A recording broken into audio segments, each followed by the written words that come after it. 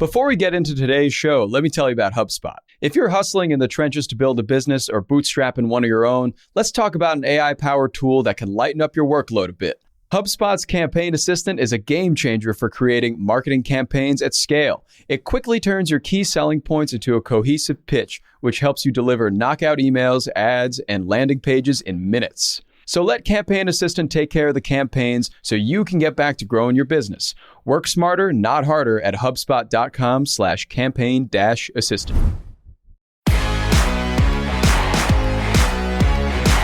Howdy folks, it is Monday, June 13th. I'm Jacob Cohen. Today I'm here with three fantastic analysts. Their names are me, myself, and I. And right now, you are listening to The Hustle Daily Show.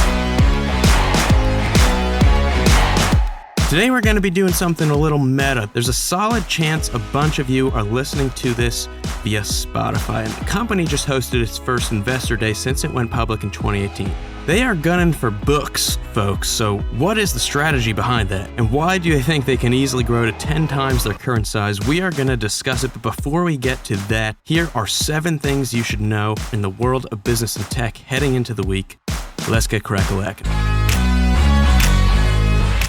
All right, first things first. Axon, the U.S. company that makes tasers, has plans for a taser shooting drone that can fire a taser at a target about 40 feet away. On the one hand, sounds very cool. On the other hand, that's some scary sci-fi level shit.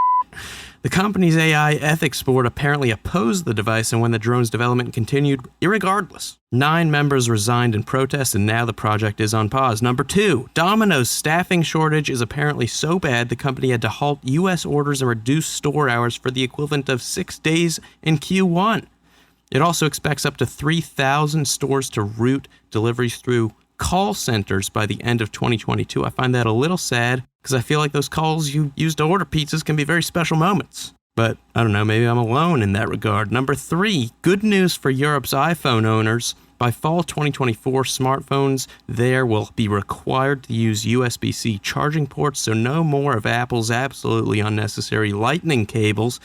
You know, you have one cable that works for everything USB-C, and then you have iPhones, which need another, the lightning cable. It costs consumers more money, creates a ton of trash. Actually, let me be more specific. The move could cut out 11,000 metric tons of e-waste annually.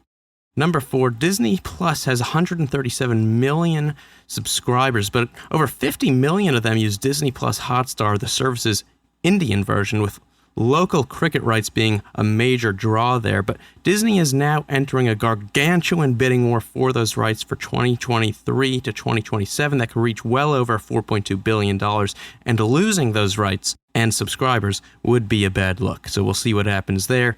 Number 5, moving on. In case you've ever wondered which countries have the most robots per capita, here is your answer. South Korea has 932 industrial robots for every 10,000 workers. Singapore, 605. Japan, 390. Germany, 371. And the United States of America, 255. In January, South Korea enacted a new law that makes company executives liable for worker injuries, meaning you can expect even more robots there in the future.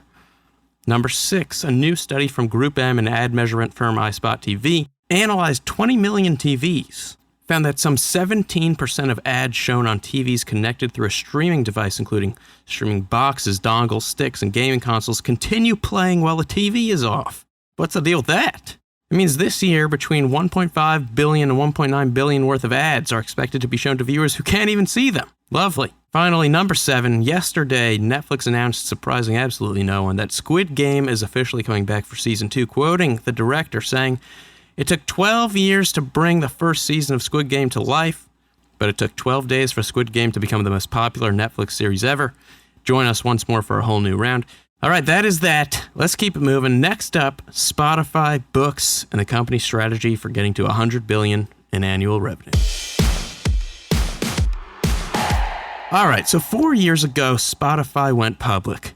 And since then, the company has grown its user base globally at that, enhanced its recommendation algorithm, although honestly, I think they may have forgotten to do that for me. And they've also invested what one could describe as a boatload of money into their podcast unit. Last week, with the stock down some 58% year to date, they hosted their first investor day since going public. And in it, CEO Daniel Ek basically outlined how he thinks over the next decade the company will be able to generate $100 billion in annual revenue, reach 1 billion users, provide the infrastructure for more than 50 million artists and creators, and achieve 40% gross margins, 20% operating margins, goals that investors have typically been concerned with for Spotify.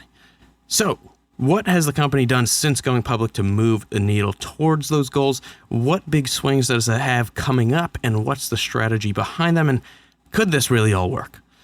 So first, let's talk about how the company has evolved. Back in 2018, moving back in time, folks, Spotify had about 250 of what it calls partners, basically platforms and devices you can use Spotify on. Now today, Spotify has more than 2,000 partners, everything from wearables like watches to cars to kitchen appliances. Yeah, you can use Spotify for your fridge. So it's much more deeply ingrained in people's lives at many more touch points. That means better engagement, better access, and more variety of use as a platform across audio verticals like music or podcasts. And speaking of podcasts, that's probably been the company's biggest investment to the public eye over the last few years. Spotify has gone basically just shopping for all kinds of podcast-related businesses and services. The entire time they've been in the podcast business, they've put growth and investment over profit, still do, still the plan to continue doing so. And since 2019, they spent over $1 billion on podcast deals across content, buying up studios, The Ringer and Gimlet, about $200 million each, with creators, Joe Rogan, $200 million, and then also buying up podcast technology platforms of all kinds, Anchor, podcast creation and distribution, $154 million, Megaphone, podcast advertising, $235 million, and more recently, Chartable and Pod sites for measurement. Today, there are over 4 million podcasts on Spotify, so, clearly not enough options. And this has really helped with growth from the listener side, the consumer side. They have 422 million users now on Spotify. It's also helped from the production side, right? The tools now available under the Spotify umbrella to create, distribute, and monetize music and podcasts is truly unbelievable. I was also speaking to someone in the podcast industry last week who told me, they wouldn't be surprised if the company soon continued the buying streak and took over companies like Descript and Riverside, which are really popular podcast editing and creative studio tools. So basically, great. They've done music, conquered that. They've done podcasts, conquered that. Daniel Ek, CEO, calls this process where they take on a vertical, entrench themselves in it, develop it, and build out the experience end to end, but under one hood, one roof, one user experience, the Spotify machine. How about that? It's got a nice ring to it. It's kind of like what Uber's done with its app, rides, shipping, groceries, food, and more. Under one app, one user experience for all kinds of things that are all kind of related. But for Spotify, what is that next thing? And the answer, according to Spotify, is books. So several months ago, Spotify announced the agreement to acquire audiobook platform Findaway for around $125 million. And right now, as a reminder, the biggest and basically only player in the audiobook space is Amazon with Audible. So the space is due for some disruption. And Spotify says the global size of the book market is estimated to be around $140 billion. That's inclusive of printed books, ebooks, and audiobooks, with audiobooks having only about 6 to 7% market share. Now, factoring in a few more things like the fact that audiobooks in certain markets have up to a 50% share, Spotify sees an annual opportunity of about $70 billion in the book space. So much like you see with Spotify and what they've done for music and podcasts, you're going to see them take Findaway and build around it and build this entire audiobook ecosystem. They're going to use the same playbook they've done for music and podcasts. They're going to have tools for creation. They're going to have tools for distribution. They're going to have tools for authors. They're going to have voice actor marketplaces. They're going to have tools for publishers. And it's all going to be built around this great user experience for consumers. So that's what they're working on. As for what comes after books, I think you'll see forays into radio. I think you'll see forays into sports, into education. And for each of them, Spotify is going to use the same playbook. They're going to use the Spotify machine. And in doing so, the company believes it can get to $100 billion a year in revenue. Whether or not they can do that successfully, guess we'll just have to wait and see. And bada bing, bada boom. That's going to do it for us today, folks. As always, thanks for tuning in to the Hustle Daily Show. We're a proud part of the HubSpot Podcast Network. Our editor is Ezra Trupiano. Our executive producer is Darren Clark. If you liked what you heard today, we've got a lot more tech and business coverage over at thehustle.co. See you tomorrow.